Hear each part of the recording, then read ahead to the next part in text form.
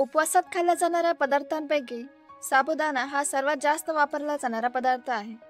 काही जण निर्जळी उपवास करतात किंवा फळं खाऊन उपवास करतात, परंतु बहुतांश जणांचा उपवास हा साबुदाण्याच्या खिचडीशिवाय काही पूर्ण होत नाही. अनेकांनी तर लहानपणी फक्त उपवासाला खिचडी असते म्हणूनही उपवास केला असेल. खिचडीच नाही तर थालीपीठ, वडा, खीर अशा वेगवेगळ्या स्वरूपात उपवासाला साबुदाणा खाल्ला जातो. दक्षिण भारतात तर फिश करीमध्येही साबुदाण्याचा वापर केला जातो. पण तुम्हाला माहिती आहे का की साबुदाण्याचे ते मोत्यासारखे पांढरे दाणे नक्की तयार कसे होतात? तर हेच आज आपण या व्हिडिओमधून जाणून घेणार आहोत.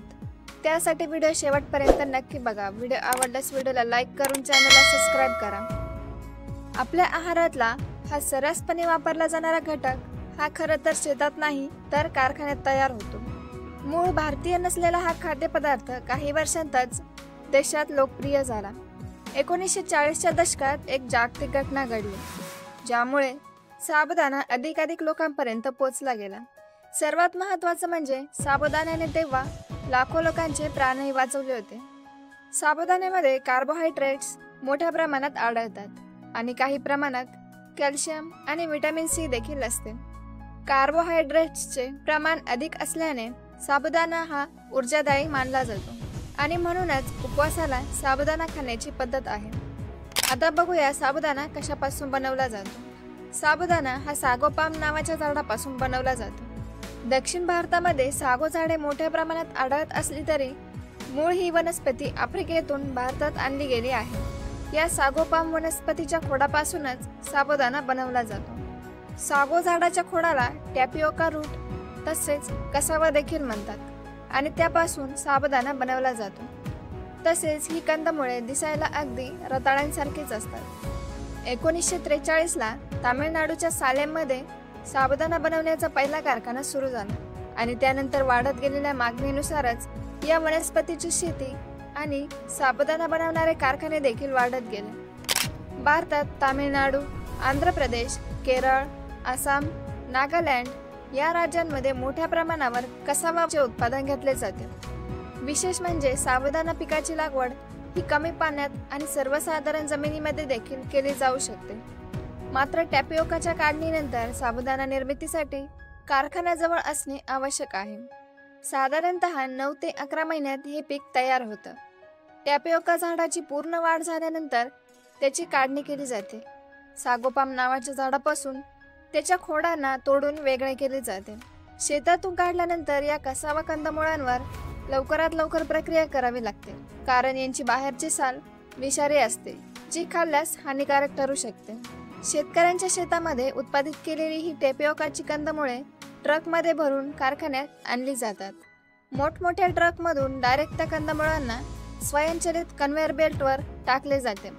आता शेतातून आलेल्या या कंदमुळांना पाण्याने स्वच्छ धुतले जाते, कारण या कंदमुळांवर प्रक्रिया करण्यापूर्वी त्यांच्यावर लागलेली माती आणि कचरा साफ करणे महत्त्वाचे आहे. ही सगळी प्रक्रिया यंत्रांद्वारेच केली जाते. आता वॉशिंग झाल्यानंतर ही कंदमुळे कटिंगसाठी पुढे पाठवली जातात. पुढची प्रक्रिया करण्यास सोयीस्कर होण्यासाठी या कंदमुळांचे यंत्रांद्वारे छोटे छोटे तुकडे केले जातात. कटिंग झाल्यानंतर येते पिलिंग प्रोसेस. यासाठी ऑटोमॅटिक पिलिंग मशीनचा वापर केला जातो. या प्रक्रियेमध्ये या कंदमुळांच्या वरची साल काढली जाते जी खाण्यासाठी योग्य नसते. तसेच या सालीचाच वापर पुढे खत बनवण्यासाठी केला जातो. आता पिलिंग प्रोसेस झाल्यानंतर या कंदमुळांना पुढच्या प्रोसेससाठी तयार करण्यासाठी पुन्हा एकदा स्वच्छ पाण्याने 2-3 वेळा वॉश केले जातं. आता पुढे या कंदमुळांना ग्राइंडिंग प्रोसेसमध्ये पाण्यासोबत बारीक भरडलं जातं आणि याची दुधी रंगाची बारीक पेस्ट तयार केली जाते. आता या दुधी रंगाच्या पेस्टमध्ये स्टार्च आणि फायबर्स असतात. यात असलेल्या फायबर्सचा साबुदाणा बनवण्यात काही उपयोग नसतो. गरज असते ती फक्त यामध्ये असलेल्या स्टार्चची. त्यासाठी या मिश्रणातून स्टार्च आणि फायबर्सना वेगळे करावे लागते. या मिश्रणाला चांगल्या प्रकारे रिफाईन केल्यानंतर या पेस्टमधून फायबर आणि स्टार्च वेगळे होते. वेगळ्या केलेल्या फायबरचा वापर पुढे पशुखाद्य बनवण्यासाठी केला जातो आणि उरलेला स्टार्च मोठ्या चेंबरमध्ये सोडला जातो. काही वेळानंतर यातील पाणी आणि स्टार्च वेगळं होतं पाण्यापेक्षा स्टार्चची घनता जास्त असल्यामुळे ते खालच्या साईडला जाऊन सेटल होते आणि पाणी वरती शिल्लक राहते, जे नंतर बाहेर काढले जाते आणि खाली उरतो तो फक्त स्टार्च. आता या स्टार्चला उन्हात सुकवून किंवा मेकॅनिकल ड्रायरद्वारे सुकवले जाते. या स्टार्चमध्ये फक्त 12% ओलावा शिल्लक राहीपर्यंत त्याला सुकवलं जातं. सुकल्यानंतर हा स्टार्च एकदम दगडासारखा कडक बनतो आणि दिसायला एकदम सफेद मार्बलच्या दगडांप्रमाणे दिसू लागतो. आता या स्टार्चला पुन्हा एकदा भरडून त्याची बारीक पावडर तयार केली जाते आणि यंत्राच्या सहाय्याने या पावडरपासून छोट्या छोट्या आकाराचे गोळे बनवले जातात. आता या बनलेल्या साबुदाण्याच्या गोळ्यांमधून उरलेला थोडाफार ओलावा काढून टाकण्यासाठी आणि त्यांचा गोल आकार टिकून राहण्यासाठी त्यांना गरम पॅनवर हीट केलं जातं आणि मग पुन्हा खुल्या जागेत उन्हात सुकवण्यासाठी ठेवलं जातं. कारण साबुदाणा व्यवस्थित सुकवला गेला नाही तर त्याच्या क्वालिटीवर याचा परिणाम होऊ शकतो आणि ते लवकरच कालबाह्य होऊ शकतात.